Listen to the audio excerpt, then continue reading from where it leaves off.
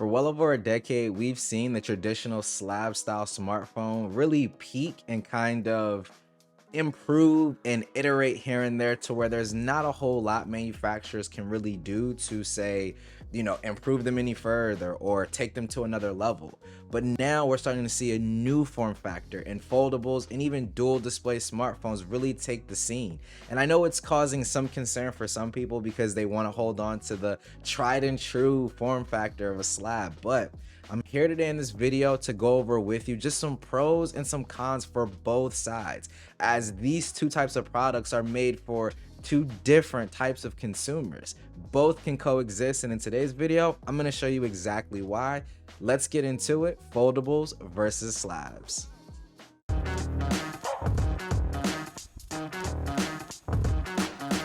All right, so with this video, we're going to be talking about foldables and slab style smartphones. Now, like I said, this video isn't going to be a comparison where I subjectively say any of these are better than their counterparts or whatever, just because all three of these devices are geared towards three different types of consumers. I don't think any of these devices are subjectively better than the other. I think that they all have their pros and they all have their cons. And when we're just talking about these crazy form factors versus the more traditional slab style form factor, there's a lot that we got to talk about there. So that's what this video is kind of geared towards. If you're maybe on the fence about jumping into either a dual screen device or a foldable, or you're on a foldable and you're thinking, should I maybe go back, whatever, here's the pros. I'm going to pretty much lay everything out from my experience and my usage with these particular devices. So going ahead and kicking it right off, we're going to talk pros when it comes to foldables and dual screen devices over slabs. So biggest thing right off the bat I'm going to say is going to be screen real estate, right? So if you're someone who's kind of productivity focused in terms of the duo, or you're someone who say just wants to consume your content on a larger display, a la Fold 3, you definitely have more screen real estate on these two devices than you do on, say, the S22 Ultra, which is definitely one of the bigger phones in terms of slab smartphones. It doesn't quite get bigger than the 6.8 inches here. So like I said, definitely from that standpoint, you're getting more screen real estate when you're looking at foldables and dual screen devices. Something like a dual screen device is definitely geared more heavily towards, say, productivity. But the Fold can dabble a little bit in productivity. This is definitely still better, but the Fold can definitely dabble in productivity, as well as just giving you, a bigger canvas for your content consumption. So definitely good on that aspect, but foldables definitely offer more screen real estate and what you can see on the screen. Moving right along, using these type of devices, you can kind of consolidate, how many devices you're carrying with you. If you're someone who carries, say a normal traditional smartphone and say maybe like a Tab S8 Plus or a Tab S8 Ultra, in my case, because I actually have the Tab S8 Ultra, you can kind of consolidate both of those two devices into this one device. Because when I think about how I use my Tab S8 Ultra, I mainly use it for content consumption, productivity, in terms of multitasking, and a little bit of video editing. I can literally do all three of those things phenomenally here on the Fold 3. Then on the go, when I'm using my S22 Ultra, that's mainly just to kind of, answer quick text messages, or maybe I'm just kind of scrolling through, Twitter or whatever the case may be. Well, on these two devices, I can either on the Duo 2 fold this and get a, something closer to a traditional smartphone experience, or in the case of the Fold 3, I can close it shut this way. And although it may just be a hair bit narrow for a lot of people, this is going to offer me a far more compact experience than even something like the S22 Ultra. I can easily reach the opposite side on this, and then if you're looking here, I have to really stretch my thumb to reach that other end of the display, right? So like I said, when it comes to how I use my smartphones, using it in either this orientation or this orientation is just as good as this orientation here for me personally.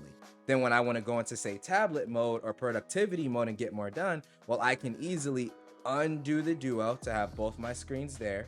And with the Fold, I can just unfold it and I have a bigger canvas right here. So like I said, bigger screen real estate, you can consolidate more devices into just carrying one device, which who doesn't like to carry less things with them when they're out and about? This tech and stuff, even though it is getting thinner and lighter for better or for worse, it's definitely always better to carry around maybe one device that can kind of do it all for you versus having to carry multiple devices, right? So next thing we're going to go ahead and get into is multitasking. So from a multitasking perspective, one of the things that I absolutely love to do, and I already have it kind of queued up here, is have a YouTube video playing. So I'll play that.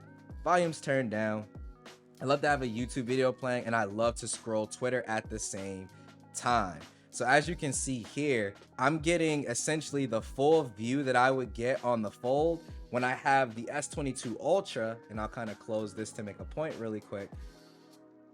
That experience, I'm pretty much getting that on this screen here on the Fold. Now, again, this is still a little bit, wider than the Fold, but I'm still essentially getting this full view here on the Fold, and I still have Twitter here on the bottom, where I don't have anything here on the bottom when it comes to the S22 Ultra. I could also flip the Fold 3 in landscape orientation here, and if you're looking at it from this perspective, I'm getting far more on the Fold 3. Well, not far more, but I'm getting kind of just as much. Again, I probably wouldn't watch video in this orientation just because I don't like how small that makes Twitter for me to scroll. But like I said, you can definitely still get the same exact orientation here if you want to.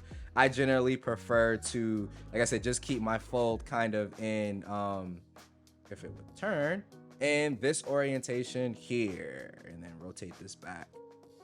So I generally prefer to just keep it in this orientation here. Still have a nice size to kind of scroll through Twitter, and I can still kind of see all of my YouTube video here. So like I said, from a productivity standpoint, multitasking standpoint, it's honestly no competition. And then if we're taking a look at Duo 2, that pretty much takes this concept to pretty much a whole nother level.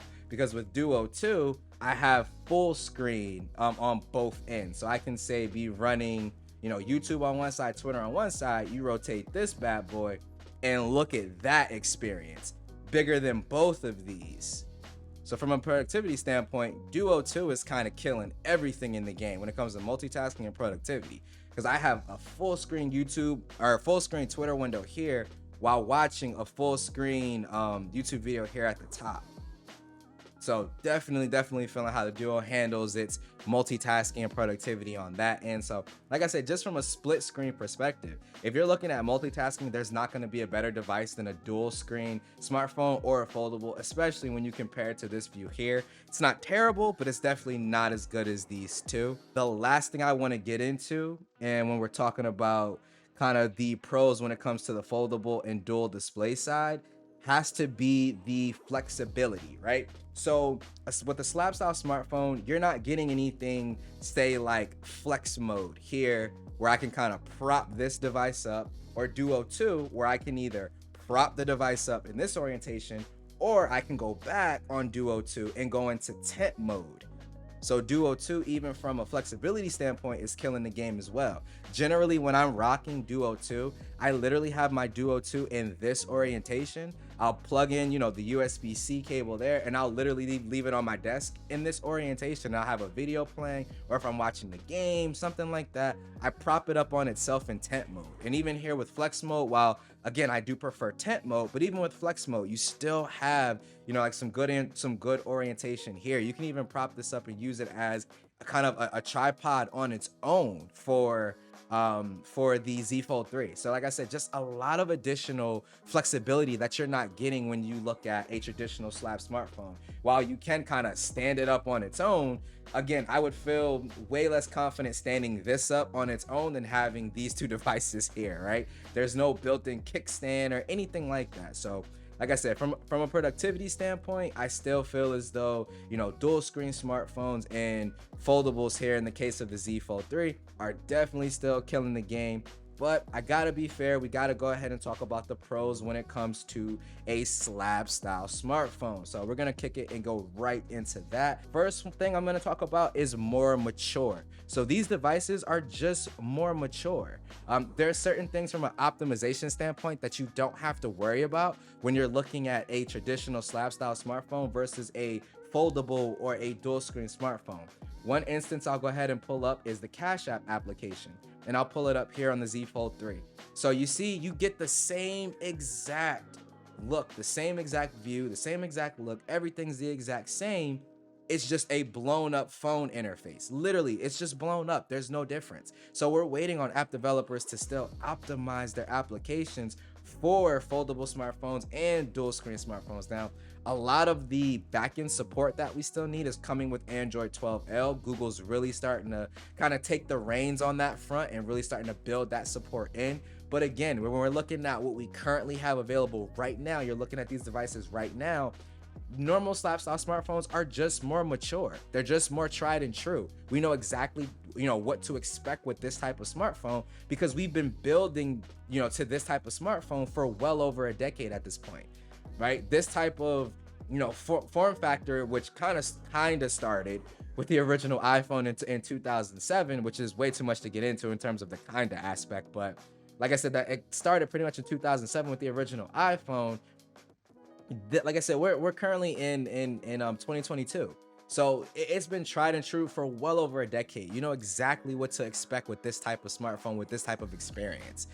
Next up, we got to talk battery life. Generally, these slab style smartphones just have better battery life than their foldable counterparts. A big portion of that is the physical size of the battery, and also in terms of hardware, from a hardware perspective. So one, you got a 5,000 milliamp hour battery here in S22 Ultra. I'm not sure of the exact capacity of Duo 2. I know it's not 5,000 milliamp hours. And then on Fold 3, you're looking at like 43 or 4,400 milliamp hours. So just from a physicality standpoint, you have more here. Now, again, capacity, physical capacity doesn't tell the entire story.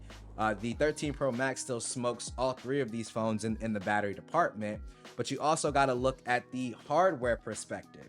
Duo 2 is pushing two separate 90 hertz panels at, I want to say these are at 1080p. I'm not 100% sure. Correct me if I'm wrong, but 1080p, two full screen 90 hertz. The Z Fold 3 is pushing one almost 8-inch 1440p panel. Again, at 120 hertz. So you're really eating through your battery when you're looking at it just from a hardware perspective with these two devices compared to something like the normal traditional slab style smartphone. Now that's not to say that, the 6.8-inch 120 hertz panel is nothing to the battery on this phone. It definitely is. But again, it's far more easier to, again, optimize it and fit a bigger battery in a device, of this thickness, if you want to compare that to how thin these two devices are, right? So from a physical perspective and a hardware perspective, slab style smartphones are still super hard to beat. Next up, we got to talk about, again, we talked about optimization a little bit, but app developers just are, I'll say, more on point with their optimization in terms of their apps for a slab style smartphone. Look at things like Instagram. It still only works well on smartphones with this normal type of aspect ratio. If I pull it out on a tablet or I pull it out on a foldable or dual screen smartphones, it'll just cling to one side of the screen. But when you're looking at, say, foldables or whatever, it's just not optimized. So we're still waiting for the developers to kind of get on the ball. We were still waiting on Google to kind of get on the ball, but they're kind of pushing it with Android 12L. So that's always good to see as well. Last thing I want to talk about is probably the biggest aspect, and you guys probably already know what's coming. If you've used any foldable, you're already aware of this, but we got to talk camera situation. When it comes to camera performance, foldable smartphones aren't garbage. They're not bad. I definitely would say that they're not as good as, say, their premium flagship counterparts, but they're definitely not bad. I would say with the Z Fold 3, I could hand this camera array to, say, like my mom or my dad, and they would have no issues aside from the Samsung shutter lag, but they would have no issues in terms of, just normal everyday photos. They would have no issue using these particular cameras. But again, for someone like me who's used, this phone's camera set, who's used the Pixel 6 Pro, who's used the 13 Pro Max, it's very tough from a camera perspective to go back to, say, something like the Surface Duo 2 or the Z Fold 3. And at that, you're even missing out on bigger key features like periscope zooms. Right now, these actual lenses themselves just require so much space to fit inside of the smartphone body. Something like a Z Fold 3, they still haven't been able to cram it in there. And I know people are gonna say, well, look at, you know, the Vivo X Fold and the Huawei Mate X2, I think it is, or the Huawei Mate XS. I'm not sure which one of those it is, but they say look at those phones. But those phones from a physical standpoint are significantly larger than the Z Fold 3. Like, they are significantly larger. If you see, you know, size comparisons and stuff like that, they're far bigger, you know, like I said, just from a hardware perspective than this particular phone. So they have that additional room. Now, some of us don't mind, you know, a smartphone or foldable that big, right? But again, if Samsung's trying to reach the mainstream, because again, we as techies account for the minority. Samsung's trying to go for the mainstream with these foldable devices. They are trying to make this as easy to carry as, say, something like an S22 Ultra, or, you know, an iPhone or a Pixel 6 Pro. So if they're trying to appease to those consumers, it's gonna be a lot tougher for them to, like I said, get that type of functionality here inside of this particular camera set. Now, again, I'm not excusing it. I'm not giving them a pass. I absolutely want to see that either this year or next year from the Z Fold, because that and battery life are pretty much the last things that we really need for this device. A wider front screen would be great as well, but periscope lens and better battery life are for sure kind of the last thing with that. But like I said, it all kind of goes to say that while yes, foldables are kind of like the new kid on the block, and they're definitely fun to play around with or whatever the case may be, just because these exist doesn't mean that this type of smartphone is going anywhere. And I think that that's the misconception that a lot of people have. Like, for some reason, because these exist, this is no longer good anymore, or because this exists, these are useless and are a niche or a gimmick, right? It's like every phone in its capacity has some user that it's meant for, whether you can immediately tell who that is, or whether you have to test the device a little bit, you know, for longer than a couple weeks to be able to really tell. But like I said, these devices, even separately, have their market, and this device has its market as well. All these devices are great in their own right. I'm super happy to own all three and the other devices that I own as well. But like I said, what it all goes to say is those are some of the pros for foldables. Those are some of the pros in my experience for slabs as well. It's definitely one of those things where you definitely have to pick your poison and be able to live with, you know, the compromises that both have. Both have cons, both have pros. So it's all going to come down to your workflow and your subjective opinion. But like I said, guys, that's going to be foldables versus slabs, the pros of each side. Let me know in the comment section down below which one is best for you. So that was foldables versus slabs, some pros and cons for each side. But I want to know what you think down in the comment section below. What do you use day to day, a foldable or a slab? And if you're using one, tell me why and how it fits in your workflow. I think it's awesome that we live in a day and age where there's so many different form factors that each and every individual user can really find something that's specific for their particular use case and their particular workflow. So I'm super happy and super pumped to live in today. But as always, guys, this is Ike's Tech Talk. Thank you so much for watching. Have a great day. I'll catch you all in the next video. Peace.